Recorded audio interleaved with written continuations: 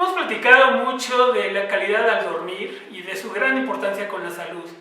Hoy vamos a ver algunos de los mitos más comunes y qué nos dice la ciencia. Acompáñenme, por favor. Saludos. Si se encuentran cansados y enfermos de sentirse cansados y enfermos, acompáñenos a un nuevo capítulo de nuestro proyecto 99%. 3, 2, 1, comenzamos. Qué bueno que me acompañan una vez más en un capítulo más de su proyecto 99%. Se los agradezco mucho.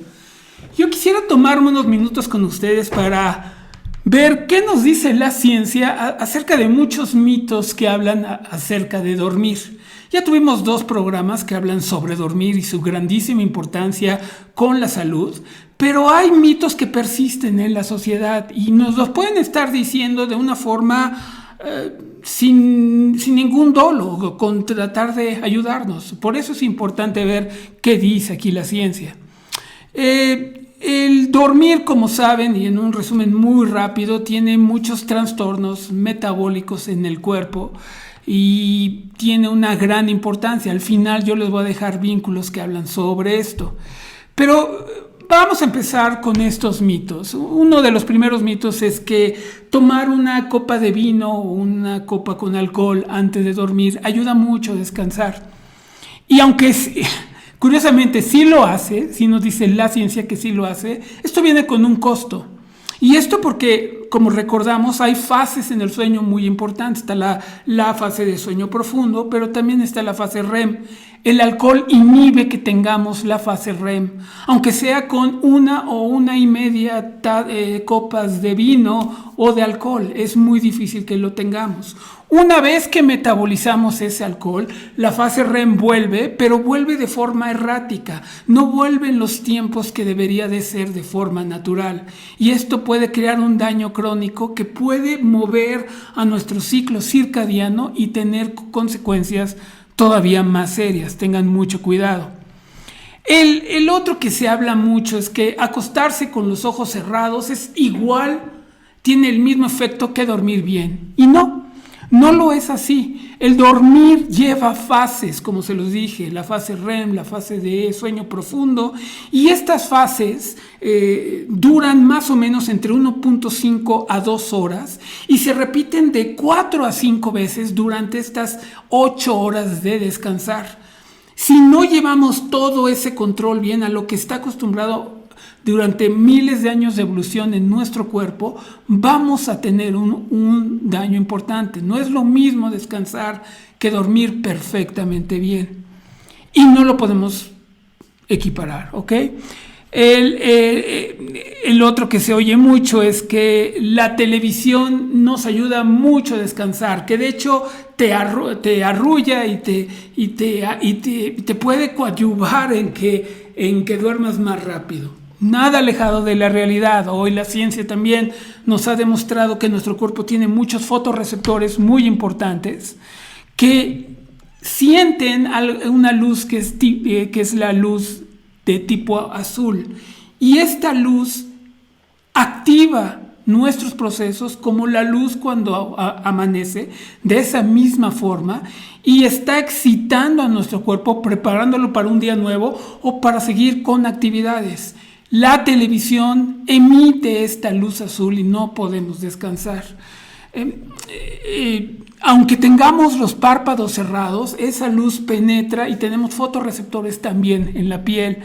Es muy importante que 1 hora antes apaguemos o pongamos el timer de la televisión para que se apague junto con nosotros, junto con ese proceso que queremos cumplir, esas 7 u 8 horas. El otro punto que se dice mucho es, yo no necesito 8 horas. Yo con 5 horas duermo perfecto. Y la ciencia nos ha demostrado que no.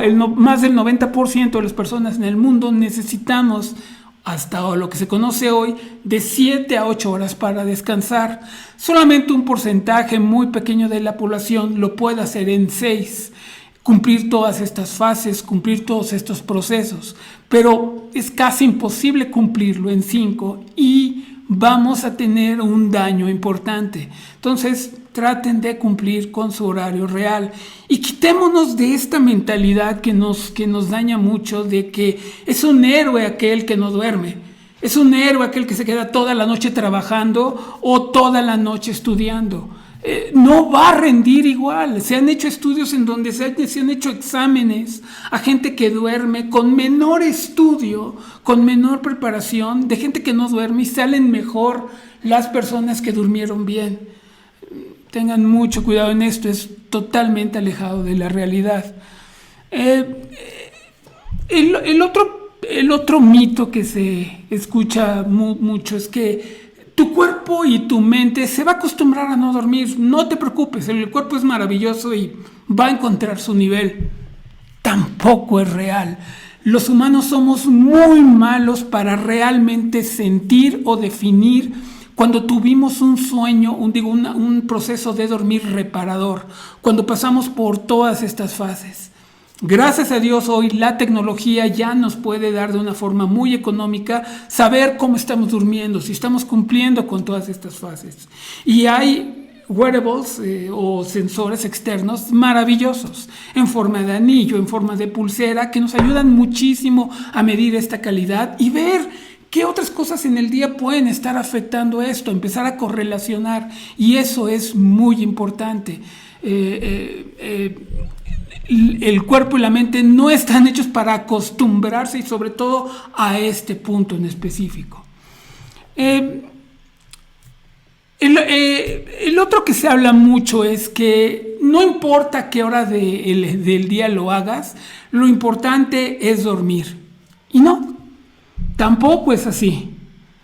Nuestro ciclo circadiano maestro habla con todos nuestros pequeños relojes que hay en los órganos y les indica que este es el mejor momento para dormir, cuando es de noche, cuando está completamente oscuro y ya fueron más de 16 horas o es la hora específica para descansar. Nuestro cuerpo recibe órdenes y ya nos prepara perfectamente para hacerlo. De hecho, se han hecho estudios con guardias de noche o con bomberos o con paramédicos que por su trabajo no llevan un descanso estable y tienen que dormir.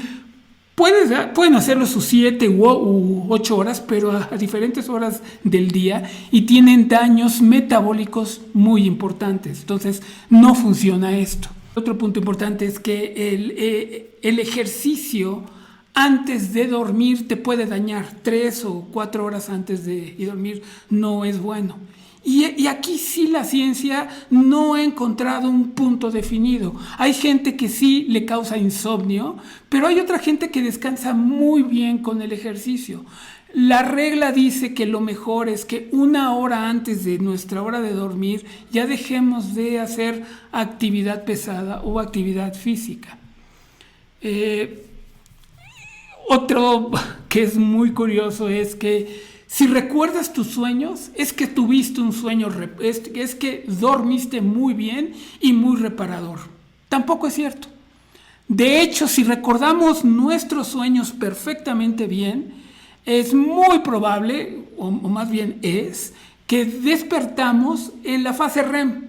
Y es por eso que si lo hacemos cuando estamos en la fase REM, sí lo podemos hacer. Sí recordamos bien esos sueños, pero no tiene nada que ver con un descanso reparador.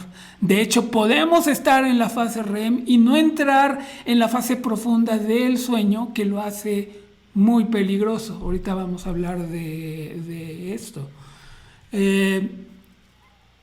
Comer queso u otros alimentos pueden crear una pesadilla.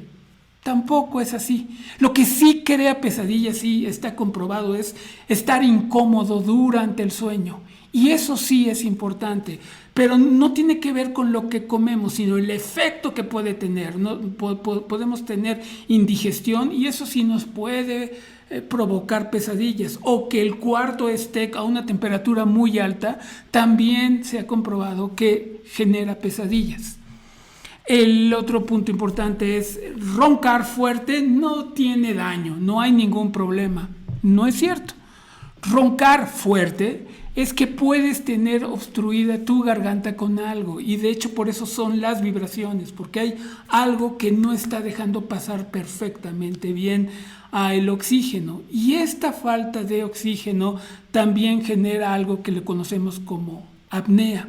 Y la apnea puede ser tan grave porque la única defensa que tiene el cuerpo de esto para corregirlo es despertándonos. Y aunque sea muy rápido, que nos despertemos un segundo y volvamos a dormir, ese despertar y esto con apnea puede ser tan seguido como muchas veces en la noche. Y ese descanso no va a ser reparador y puede generar un daño crónico. Por eso es tan importante corregir lo que nos está generando la apnea, que muchas veces se corrige perdiendo peso. Entonces, no necesariamente ese bloqueo puede también haberse generado por un sobrepeso.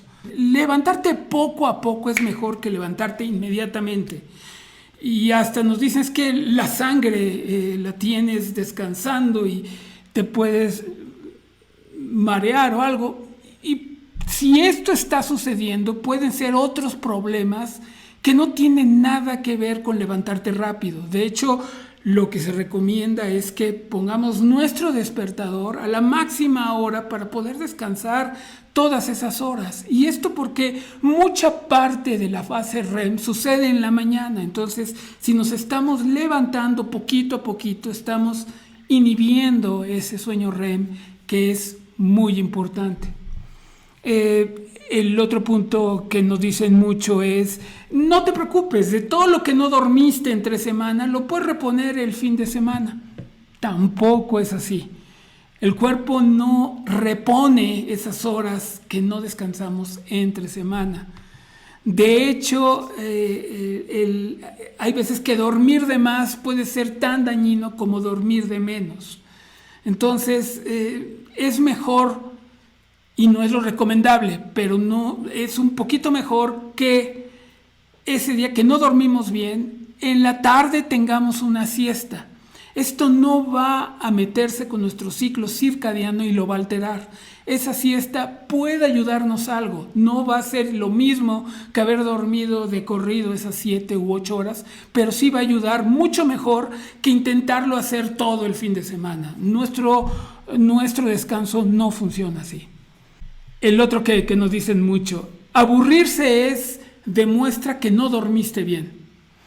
Y esto habla de que a lo mejor cuando estamos en una conferencia y está muy aburrida, o en una junta, nos podemos estar empezando a quedar dormidos, y esto porque dicen que no descansamos bien esa noche. Y no, tiene que ver algo, pero no es así. De hecho, para comprobar en estudios científicos si se duerme bien, nos ponen en ejercicios que aburren mucho para ver cuánto tiempo es en lo que dormimos. Y si dormimos muy rápido, si entramos para dormir muy rápido cuando estamos aburridos, es que no estamos descansando bien.